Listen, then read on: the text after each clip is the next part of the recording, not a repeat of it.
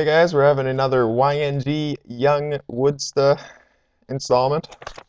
I woke up like 10 minutes ago and I just found another video response. So let's get to it. On a side note, yngwoodsta, you always seem to end your videos like right at like 9 minutes and 58 seconds. So I'm guessing you're timing yourself. You can actually go to 10 minutes and 58, 59 seconds. As long as you don't break the 11-minute mark, they won't nab you for going too long. So if you ever because I notice sometimes you rush your point at the end. Just wanted to let you know that. Anyways,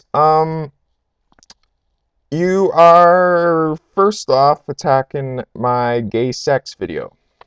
And how you attacked it was that in a male-male partnership, the sperm is confused whenever it's ejaculated. You said, and I quote, "Only in gay sex is sperm a useless substance." Now, for sperm to become a useless substance, it needs to not be engaging in an act that could involve procreation. So the gist of your argument is that whenever two men have sex, there is no possibility for procreation, which is very true. However, if you look at the sex act, you're saying it's morally wrong because the sperm has no potential for creation. That means every single sex act where the two partners are willingly not allowing the chance for procreation. That includes oral sex between a straight couple or a gay couple. That includes vaginal intercourse between a straight couple when they're using condoms and birth control. You're not allowing the chance for procreation, and by your standards, that's morally wrong. It's not just between a man and a man because there's absolutely no chance whatsoever to procreate. And it's not just because a woman and a woman that there's no chance whatsoever to procreate. For something to be morally wrong, it can't just be like a broad spectrum that this is morally wrong. There needs to be a more finite reason. And the finite reason that you're presenting is that there's no procreation, which means that any sex, not just with gays, because if you make the distinction that it's just with gays, that's bigotry, that's making an exception for straight people. The conclusion you're making is that all sex without procreation is morally wrong. And I'm fine with you making that conclusion, as long as you don't make a bigoted exception, which is what you seem to be doing. You seem to be making an exception for straight couples engaging in oral sex, using condoms, and things like that. Now, closer to the end, you use your car gas radiator. You say I'm basically sticking the gas pump into the radiator, and everybody's looking at me like, why are you doing that? What makes the radiator something I'd engage in? Let's say the radiator is your wife's mouth, and you're sticking the gas pump there. That's the exact same way. Okay, I'm sorry I kind of got graphic there, but that's the exact same thing. The radiator doesn't necessarily have to be my boyfriend's ass in your analogy there. Which brings back to my point earlier. Just because it's between two men isn't only what makes it immoral. You need to go into a more finite reason.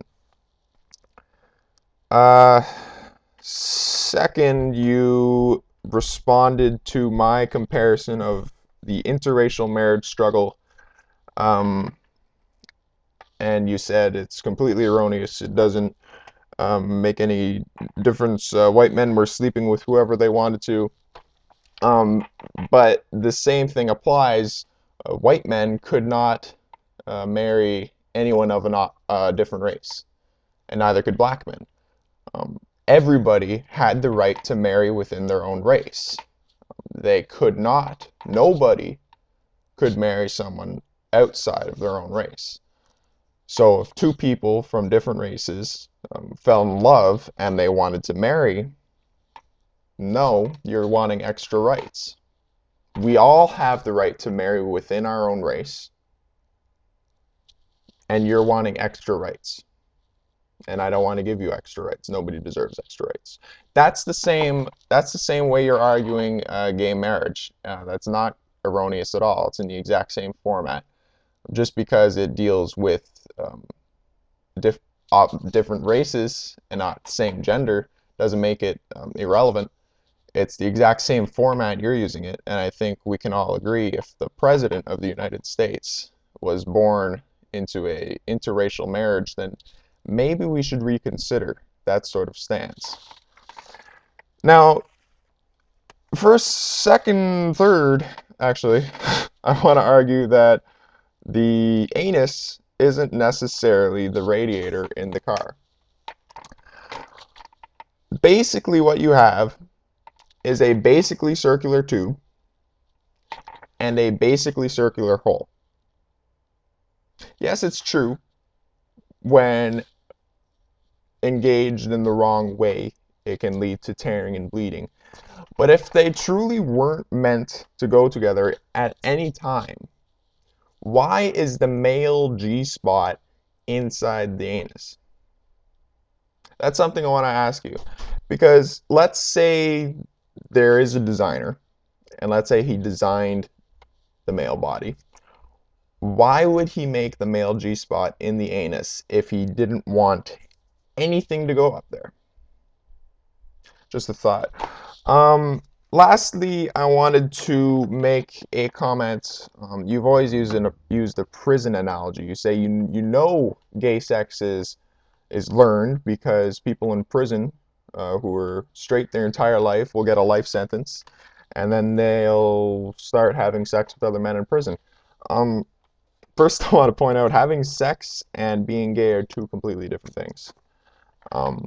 Two men who are straight can have sex with each other and still get erections, believe it or not, because it's the act of sex is what turns you on. Whether or not they'll be satisfied because they're doing it with another man is another question, and that's when being gay comes in. Also, emotional attraction to men is what makes you gay.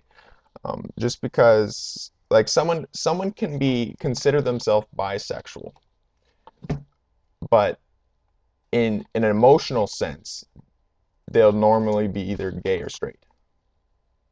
And what I mean by that is someone can be sexually attracted to both genders, but then only be emotionally attracted to one gender.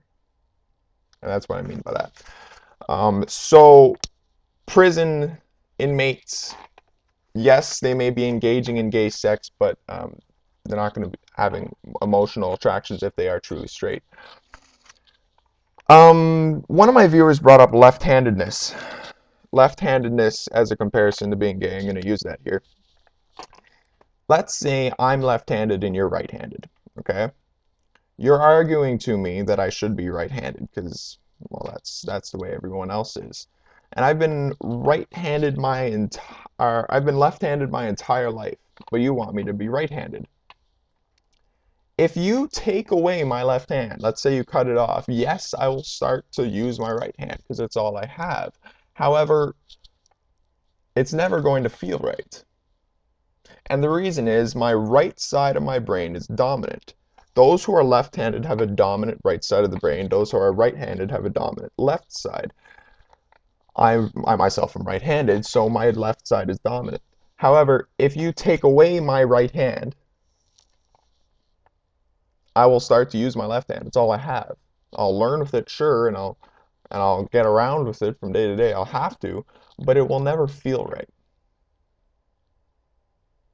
Anyways, I have to go weed my backyard, and it's boiling outside, so I'm really not looking forward to that. Looking forward to your response, though. I'll see you later.